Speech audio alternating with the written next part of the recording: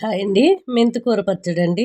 మెంతికూర శుభ్రంగా కాడలతోనే వేసుకోవాలి. కుక్కర్లో కడిగేసి చాలా టేస్టీ అయితే ఉంటుంది. ఒక పావు కిలో టమాటాలు, కాశ్మీరీ మిర్చి ఒక 2. ఈ కాశ్మీరీ మిర్చి చాలా టేస్టీ కాకుండా మంచి కలర్ కూడా వస్తుంది. రాళ్ళుప్పు, పసుపు, 2 చింతకాయలు, కొద్దిగా కరివేపాకు, ఒక ఆనియన్ అండి.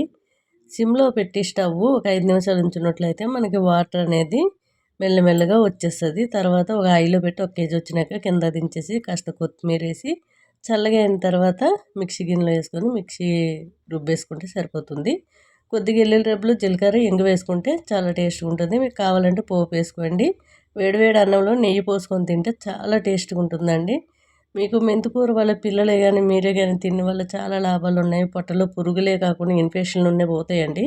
టేస్ట్ అయితే ఇంక చెప్పవసరం లేదు. ఇలా చేసి చూడండి. పిల్లలకి మీకు చాలా ఆరోగ్యం అండి. మెంతికూర ఎప్పుడు తింటూ ఉండండి. హాయ్ అండి. నేను వంకాయ, బెండకాయ కర్రీ చేస్తున్నాను. మిక్సీ గిన్నెలో అల్లం, వెల్లుల్లి, 4 టమాటాలు వేసి మెత్తగా పేస్ట్ చేసుకోవాలి. కుక్కర్లోని వంకాయ ముక్కలు, బెండకాయ ముక్కలు, కొద్దిగా కరివేపాకు, ఈ టమాటా పేస్టు, ఉప్పు, కారము, పసుపు, జీలకర్ర, పాలమిగడ, కొద్దిగా వాటర్ యాడ్ చేసుకోవాలి. చాలా టేస్ట్గా ఉంటుంది. కినోవా 2 స్పూన్లు, కొర్రలు మీరంతా తినాలనుకుంటే అన్నీ నానబెట్టుకోవాలి. శుభ్రంగా 2-3 సార్లు కడిగేసి ఒక హాఫ్ అన్ అవర్ నానబెట్టుకుంటే సరిపోతుంది. టైం లేనప్పుడు. టైం ఉంటే ఒక 1 అవర్ నానబెట్టుకుంటే బాగుంటుంది. మనకి ఒక పూట కూరలు తిని మీకు ఇష్టం లేకపోయినా చక్కగా రైస్ అని మీకు ఇష్టం వచ్చినంత కూడా తినొచ్చు. మనం కూరలు ఉప్పు కారం తగ్గించుకొని, నేను ఎప్పుడూ కూడా చాలామంది అడుగుతుంటారు డైట్ ఫుడ్డా మేడం అని. డైట్ అంటూ నేను ఎప్పుడు చేయనండి.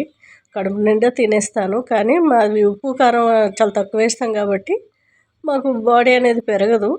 చక్కగానే తింటాము. ఒకరోజు రైస్ తింటాం, ఒకరోజు కూరలు తింటాము. ఏదైనా తినొచ్చండి. హాయ్ అండి. Excellent hair growth oil, shampoo powder, సున్నిపిండి అండి.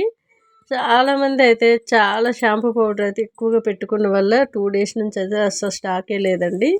ఈరోజు మళ్ళీ తీసుకొచ్చాను, చెయ్యాలి.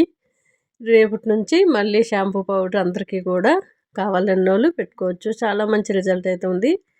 Hair oil night time massage చేసుకొని, డే టైం అయినా ఇంట్లో ఉంటే 5 నుంచి 10 నిమిషాలు మసాజ్ చేసుకొని, నెక్స్ట్ డే మార్నింగ్ ఏ టైం అయినా పర్లేదు చక్కగా షాంపూ పౌడర్ అనేది ఒక కప్లో వేసుకొని కొద్దిగా వాటర్ పోసుకొని జారుడుగా కలుపుకొని దోసల పిండి మాదిరిగా పాయలుగా నెత్తి కుదుర్ల నుంచి చిగుర్ల వరకు అప్లై చేసుకోవాలి.